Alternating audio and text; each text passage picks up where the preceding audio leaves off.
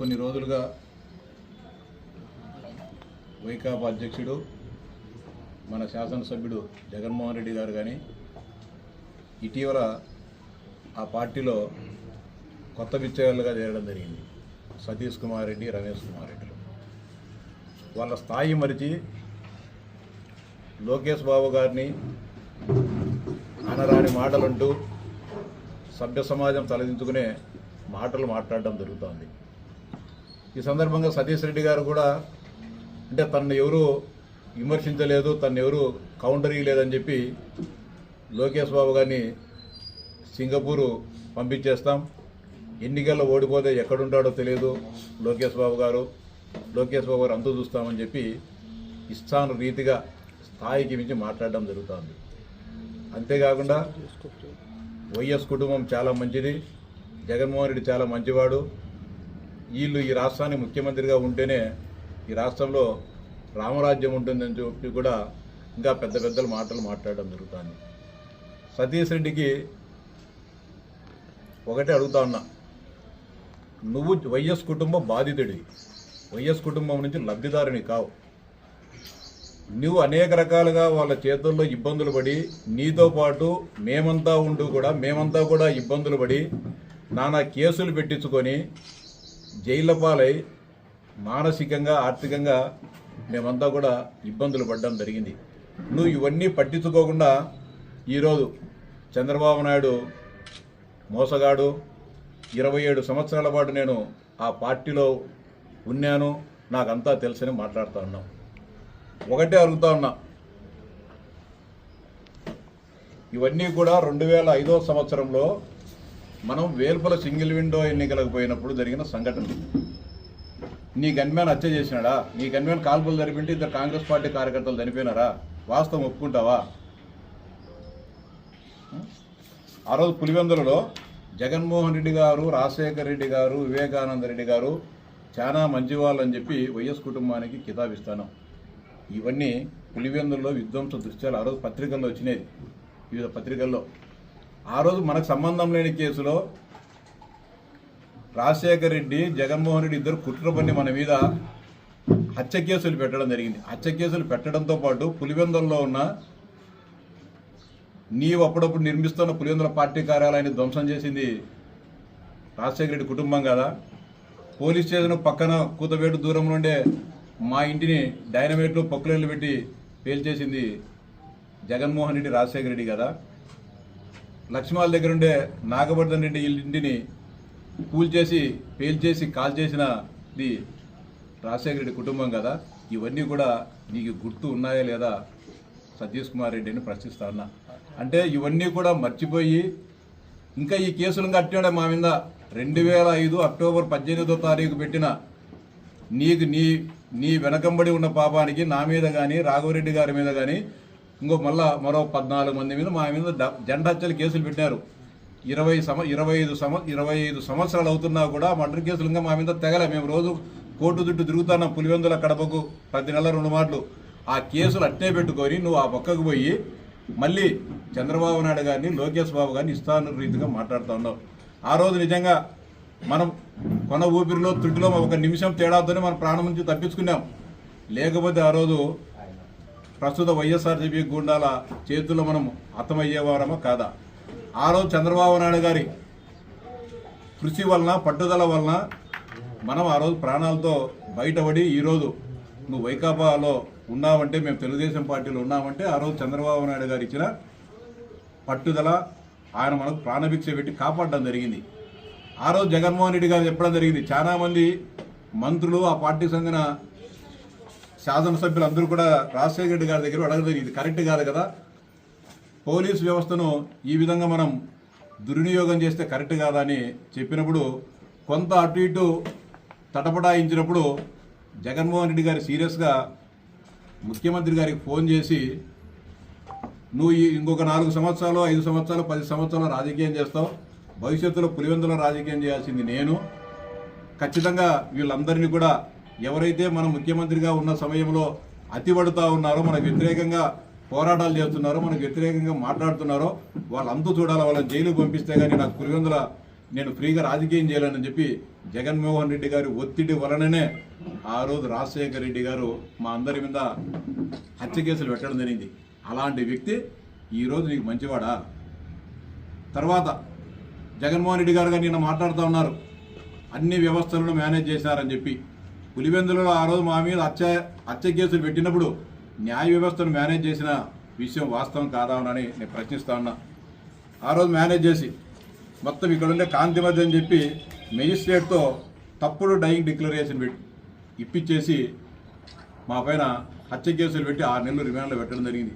తర్వాత ఇదే సతీష్ రెడ్డి ఆ కాంతిమతి పైన ఫిర్యాదు చేయాలంటే జంకిపోవడం జరిగింది, భయపడడం జరిగింది. పోలీస్ అధికారులు అన్యాయం చేసిన పోలీస్ అధికారులు ఏదో కంప్లైంట్ చేయాలంటే భయపడిపోయాడు. నేను స్వయంగా జైల్లో నుంచి హాస్పిటల్కి వచ్చి కంప్లైంట్ చేసిన తర్వాత విచారణ జరిగిన తర్వాత పులివెందులలో ఉండే కాంతిమతి 12/12/2012 తారీఖున ఉద్యోగం నుంచి డిస్మిస్ కావడం జరిగింది. ఇది ఆ రోజు వచ్చిన పత్రికల్లో కాంతిమతి రాజావారి సేవల చెరువు వైఎస్ కుటుంబానికి చేసిన సేవలకు గాను ఈ కాంతిమతి అనే మెజిస్ట్రేటుకు ఏ గతి పట్టిందో అని చెప్పి ఆ రోజు పత్రికల్లో ప్రధాన పేజీలు వచ్చిన వార్తలు. ఇవన్నీ కూడా పట్టించుకోకుండా ఈరోజు జగన్మోహన్ రెడ్డి గారు మంచివాడు, లోకేష్ బాబు గారి అంతు చూస్తామని చెప్పి చెప్తాను. 2019-24 మధ్య కాలంలో కూడా జగన్మోహన్ రెడ్డి గారు ముఖ్యమంత్రిగా ఉన్నారు. ఎక్కడికి లోకేష్ బాబు గారు ఎక్కడ పారిపోలేదే. సింగపూర్కి పోలే, అమెరికాకు పోలే, లండన్కు పోలేదు, లేకపోతే కనుక మలేషియాకు పోలేదు, ఎక్కడ పారిపోలేదే. ఈ రాష్ట్రంలో ఉండి లోకేష్ బాబు గారు ధీటుగా ఆ రోజుండి అధికార పార్టీకి ఎదురెడ్డి పోరాడి తెలుగుదేశం పార్టీని అధికారంలోకి తీసుకొని రావడంలో కీలక పాత్ర పోషించడం జరిగింది. కుప్పం నుంచి విజయనగరం వరకు పాదయాత్ర చేయడం జరిగింది. మీరు చేసే అరాచకాలు, దౌర్జన్యాలను ప్రజల నుంచి విని తెలుసుకొని భవిష్యత్తులో మేము అధికారంలోకి వస్తే ఏం చేస్తామని చెప్పి వాడి కేసులు తిరిగినాం. పులివెందులకు, కడపకు తిరిగినాం. ఎవరు కారణం దీనికి? రాజశేఖర రెడ్డి, జగన్మోహన్ రెడ్డి కాదా కారణం?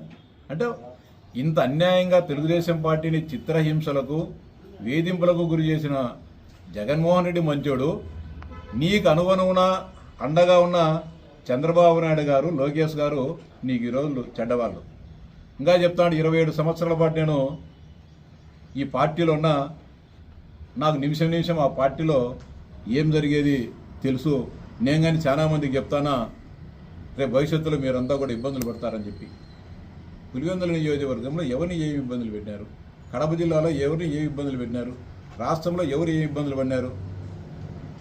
అంటే లిక్కర్ స్కామ్ చేస్తే చెవిరెడ్డి భాస్కర్ రెడ్డిని, మిథున్ రెడ్డిని లోపలేయడం తప్పు. కుంభకోణాలు, అరాచకాలు చేస్తే వల్లభనేని వంశీని లోపలేయడం తప్పు. అంతేకాకుండా ఇంకా నాకు అన్ని విషయాలు చెప్తాను. నాకు అందరూ తెలుసు తెలుగుదేశం పార్టీలో అని చెప్పి. నీకు తెలుసు చాలామంది తెలుగుదేశం పార్టీలో జరిగే సమాచారం అంతా నీకు ఎప్పటికప్పుడు చెరవేస్తారు. నీకున్నారు ఈ పార్టీలో కోవట్టులు.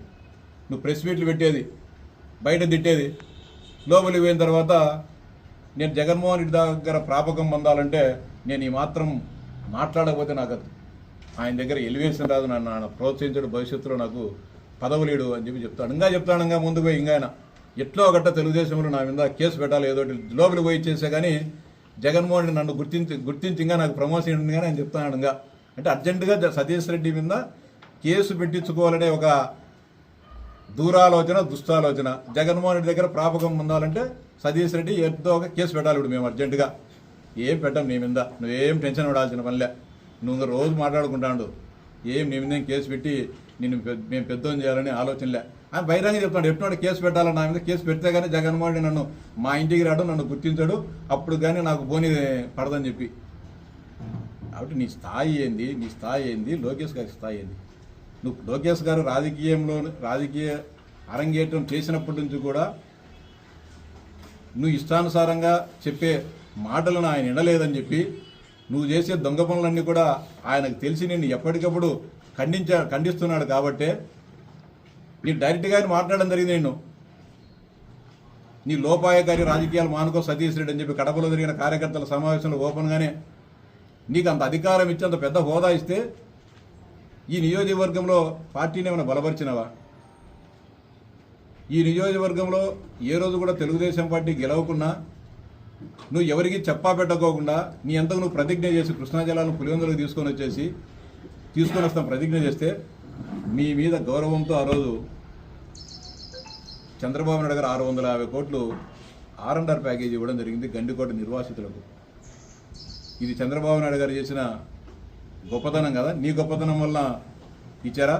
ఆయన సహృదయంతో నాకు ఈ రాష్ట్రంలో ఉండే ప్రజలంతా కూడా సమానం అని చెప్పి భావించి పులివెందులకు నీళ్ళు ఇవ్వడం జరిగింది. ఇది కానీ ఆ కృతజ్ఞత కానీ లేకుండా ఇష్టానుసారంగా మాట్లాడుతూ ఉన్నావు. అంతేకాకుండా నీకు అత్యంత సన్నిహితుడి గిడ్డంగివారిపల్లి ప్రభాకర్ రెడ్డిని చంపింది ఎవరు చంపినారు? బీజేపీ వాళ్ళు చంపినారా? కమ్యూనిస్ట్ వాళ్ళు చంపినారా? కాంగ్రెస్ పార్టీ నాయకులే కదా చంపింది. దీన్ని ఒప్పుకుంటాను? గిడ్డంగివల్లి ప్రభాకర్ రెడ్డిని జగన్మోహన్ రెడ్డి కుటుంబీకులు సంపలేదని చెప్పు స్టేట్మెంట్ ఒప్పుకుంటాం. ఇష్టానుసారంగా లోకేష్ బాబు గారిని తిడితే జగన్మోహన్ రెడ్డి దగ్గర మాటలు వస్తాయి, నీకేమైనా ప్రాపకం వస్తుంది చెప్పి మాట్లాడుతున్నావు. నీ స్థాయి నక్కకు నాగలోకానికి ఉన్నంత స్థాయి నీది లోకేష్ బాబు గారిది. ఆయన ఊరిగా నామినేటెడ్ ముఖ్యమంత్రి కాదు, నామినేటెడ్ నాయకుడు మంత్రి కాలేదు. ఈ రాష్ట్రంలో పోరాటం చేసినాడు. కార్యకర్తలకు ప్రజలకు అండగా ఉండి 1000 కిలోమీటర్లు పాదయాత్ర చేసి తనంటే ఏందో తను రుజువు చేసుకొని శాసనసభ్యునిగా గెలుపొంది దాదాపు 90,000 ఓట్ల పైచీలకు మెజార్టీతో ఎప్పుడూ గెలవని మంగళగిరి నియోజకవర్గంలో గెలిచి శాసనసభ్యుడే మంత్రి కావడం జరిగింది. అకారణంగా నువ్వు మాట్లాడుతూ లోఫర్ అంటావు, డాఫర్ అంటావు, నీ అంతు చూస్తూ అంటావు, సింగపూర్ పారిపోతాడంటావు. 2005లో వేల్పుల సంఘటన జరిగిన తర్వాత మమ్మల్ని అందరినీ గాలికి వదిలేసి పారిపోయింది నువ్వు కాదా హైదరాబాద్కు? ఏ రోజున వచ్చి పులివెందుల కార్యకర్తలు ఏ విధంగా ఉన్నారు ఏం కథని చెప్పి ఏ రోజున చూసావా? స్థానిక సంస్థల ఎన్నికలు జరిగితే నాకు సంబంధం లేదని చెప్పి పారిపోయింది నువ్వు కదా ఆ రోజు. అయినప్పటికీ కూడా ఆ రోజు చంద్రబాబు నాయుడు గారు పిలిచినా రాలే. మాట్లాడదాం, ఏం ఒక నిర్ణయం తీసుకుందామని మాట్లాడదామని పిలిచినా కానీ నువ్వు రాని పరిస్థితిలో వేంపల్లిలో నీ మాట కూడా వినుకోకుండా తెలుగుదేశం పార్టీ కార్యకర్తలు వీరోచితంగా పోరాడి ఆ రోజు అనేక ప్రతికూల పరిస్థితులు, పోలీసులు, కాంగ్రెస్ పార్టీ గుండాలు అందరూ కూడా దాడులు చేసినా కూడా ప్రతిఘటించి ఎలక్షన్ల పోటీ చేసిన 2 ఎంపీటీసీలు గెలిచినాం. జీవీ రమణ, జరిపీటి సుధాకర్ వాళ్ళిద్దరు ఎంపీటీసీలుగా ఆ రోజు గెలుపొందడం జరిగింది. వీరోచిత పోరాటం చేసి వాళ్ళకి వ్యతిరేకంగా అంతటి పోరాట పటిమ ఉన్న వాళ్ళు నియోజకవర్గంలో ఉన్నారు. నువ్వు వెళ్ళిపోయి నీకు ఇష్టం లేదు వెళ్ళిపోయినా నువ్వు నీ జగన్మోహన్ రెడ్డి ప్రాపకం కోసం ఏమన్నా చేసుకోను. నువ్వు మాటికి లోకేష్ బాబు గారిని టార్గెట్గా చేసి మాట్లాడడం సహితమని చెప్పి కూడా హెచ్చరిస్తా ఉన్నా. ఇది నీ పద్ధతి మంచిది కాదు. నీ నైజం మార్చుకో. నువ్వేదో జగన్మోహన్ రెడ్డి దగ్గర ప్రాపకం బాగుందంటే వాళ్ళు ఇంట్లో పని చేసుకుని నువ్వు కాల్చింటే అనవసరంగా మాట్లాడి ఇతరులను రెచ్చగొట్టే వ్యవహారానికి శ్రీకారం చుట్టద్దు. నీకుండే తెలుగుదేశం కోవట్లకు కానీ చెప్తా ఉన్నా, మీరు కానీ పద్ధతులు మార్చుకోండి. నిరంతరం సతీష్ రెడ్డితో మాట్లాడడం, సతీష్ రెడ్డికి సమాచారం ఇవ్వడం, ఇవన్నీ కూడా సతీష్ రెడ్డితో వ్యాపారాలు చేయడం ఇవన్నీ కూడా కరెక్ట్ కాదు. తెలుగుదేశం పార్టీలో ఉన్నప్పుడు చంద్రబాబు నాయుడు గారికి, లోకేష్ గారికి పార్టీకి విధేయతగా ఉండడం మన బాధ్యత. ఆయన డైరెక్ట్గా చెప్తాడు నేను రోజు మాట్లాడతాడని. ఎందుకు ఏం సంబంధం మనం మాట్లాడను? అతని పార్టీ వేరు, మన పార్టీ వేరు. కాబట్టి అందరూ కూడా అతను ట్రాప్ చేసే ప్రయత్నం చేస్తూ ఉంటాడంటే ఈ పార్టీలో జరిగే విషయాలను కనుక్కునేదానికి రకరకాలుగా మాట్లాడుతూ ఈ పార్టీ విషయాలు కనుక్కొని ఇదేదో తను కనుక్కున్నట్టు జగన్ పోయి చెప్తా ఉంటాడు. వీటన్నిటిపైన కూడా అప్రమత్తంగా ఉండాలని చెప్పి చెప్తాను. అంతేగాని జగన్మోహన్ రెడ్డి గారు నిన్న ప్రెస్ మీట్ పెట్టి చెప్పినాడు, స్వాతిముత్యం సినిమాలో కమల్ హాసన్ కంటే అద్వితీయంగా ఆయన నటించడం జరిగింది.